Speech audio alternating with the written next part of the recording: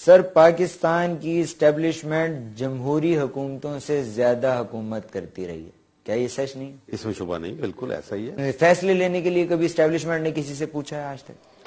اسی لیے امریکہ جو ہے وہ ڈکٹیٹروں کو پسند کرتا ہے ایسے ممالک میں، کیونکہ ایک فرد واحد نے فیصلہ کرنا ہوتا ہے۔ تو پاکستان کے اندر وہ آرمی چیف کو بہت اپنی مرضی سے جو وہ یہاں آرمی چیف نہیں بنتا، اگر آپ سمجھتے ہیں کہ ویسے ہی ہم بنا سکتے ہیں، یہ ہمارا اندرونی معاملہ ہے، ایسا نہیں ہوتا۔ سر آپ کو پاکستان میں آرمی چیف بنایا جا رہا تھا ایک دور میں اور مشورے جاری تھے، کیوں یہ فیصلہ نہیں ہو سکا کہ آپ پاکستان کے آرمی چیف بن سکتے ہیں؟ امریکہ کو پسند نہیں تھا، اسی وجہ سے نہیں بنایا گیا۔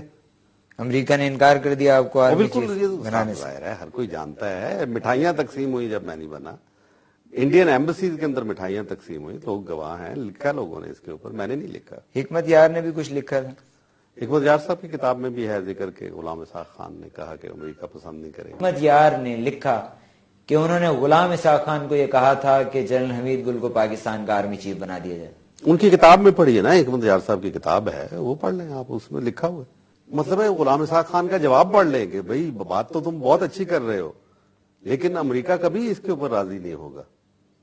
تو یہ آپ کو ایک عکاسی کرتا ہے ہماری مجبوریوں کی کہ ہم کتنے مجبور ہیں۔ یعنی ہماری آزادی جو ہے وہ بالکل برائے نام ہے، ہمیں ملک دیا گیا لیکن ہمیں آزادی تو نہیں دی گئی۔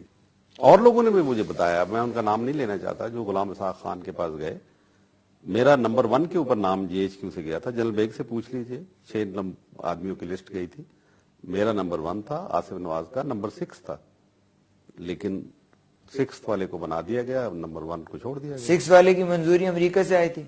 میں نہیں جانتا، لیکن یہ ایک بات طے ہے کہ امریکہ کی منظوری کے بغیر یہاں آرمی چیف نہیں بنا کرتے۔